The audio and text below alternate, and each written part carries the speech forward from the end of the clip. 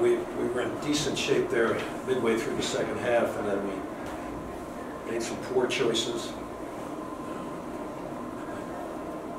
St. Joe's drove it at us a couple of times and finished at the rim a couple of times. We needed to keep people in front of us a little better than that. We had a couple of foolish plays on the offensive end. We needed to have more poise, a couple of poor passes versus the pressure, and then we turned it over when we had beaten the pressure one time as well, actually 2 times. And they took advantage of it. So they're a really good basketball team. We gave them opportunities, and they took advantage of it. So, tough loss for us, good win for St. Joe's, and we on to the next challenge of St. Louis on Wednesday.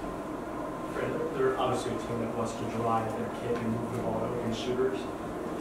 You probably saw that last time, but it seems in the last couple of weeks, and maybe watching on film, they're learning how to win different ways and actually scoring with 2s more than they have with 3s. I mean, how much more dangerous does that make them compared to the team that likes to check 35? Yeah, I think they have a really good team. Like, there was one play that Lynn Greer made where he drove it in on Rokas, and Rokas did a good job of walling up. But Lynn had a sense of, and he had been there before. He misses a layup, he stays right with the play and finishes. They had one other of those as well. And we had a couple of missed checkouts on foul shots. We step in the lane twice to give them 2 extra points. Those little things like that got in our way, and St. Joe's had enough understanding of the game to take advantage of our mistakes. Speaking of Lynn and X Brown, during that one stretch late in the second half, we just kept to the lane and finishing. What did you see during that stretch? Well, we were in a switching opportunity, and those guys that switched on to Lynn and or X did not do a good job of keeping them in front of us. And you can see it. They're already inside the 3. If they pull up with a mid-range jumper, okay, it's all right. We'll be okay. But we can't let them get all the way to the rim and get. X made just a phenomenal drive, reverse layup on the baseline. These are really good young players. They're all playing, and they're understanding what they have to do to win the game. Coach, your team's down 3, and late in that second half, you scored 78-81 with about 1:26 left. What are you telling them when the game's a bit closer there, and it's only about 1.5 minutes to go? Well, I think we had the ball at that stretch. I can't remember exactly what the timing was perfectly, but try to run a good set. If it's 3, great. If it's a drive in the lane and a finish, we'll take that as well. So and then obviously at the other end, we've got to get stops, and we didn't do that. So there's no specific, like, go get a 2, go get a 3 with that stretch there? How much time? There's about like a minute. Yeah. We need to get a good shot at the basket. If it's 3, let's take it. And if it's, like, Brickus made one great one right in front of our bench.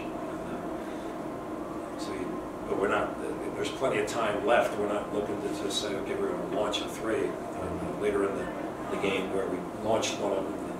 I'd rather us drive it to the rim, collapse the defense, and kick it out. We had one actually to Tunda at the top of the key. It just didn't go for it. Sense a little running out of gas and all there in the last 8 minutes or so? I didn't sense that. I sensed some poor decision making that we had, and that led to some easy opportunities for them. You've probably seen that press they threw out there with 10 minutes left. They put it in the Bonnie's game, but we just struggle with decision makings in that press. Absolutely. We do the same thing every single day. We have an understanding of what we're going to do, where the ball's supposed to be. Like, our best ball handlers had the ball. One time we drive it over half court, we turned it over. You just can't do that. We had a missed layup in the lane one time too. They had made a really nice comeback, and then we had a chance to score it to stem the tide and get the momentum back for us, and we don't make that layup. So there were a bunch of plays, and we'll go over those in preparation for St. Louis on Wednesday.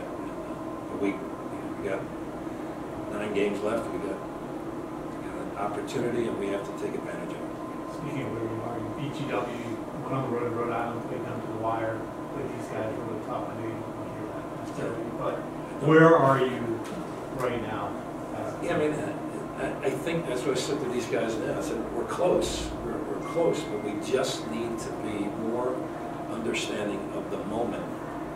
We can't throw the ball away against the pressure. It was good, it made us change a little bit, but we threw it away once and we gave it to them another time. And those are killers. You got to pay attention to those details. And if you have an opportunity to score it, take it to the rim. Let's get an easy basket out. We didn't take advantage of it. Coach Dunphy, One last question. Yeah, Coach Dunphy, what do you think was the major difference between this game and the last game when you played this team at their place mid-January? Well, we got off to such a poor start a couple of weeks ago. And I thought we turned that tide a little bit. We had a decent lead at the end of the first half. Probably could have been more if we had been more attentive to detail. And then in the second half, we go up 10 minutes to go or whatever. We got a nice lead, and then we just didn't understand how to finish it. That's I got to do a better job, and I got to pay attention to detail. Thanks, Coach. Thanks, Frank.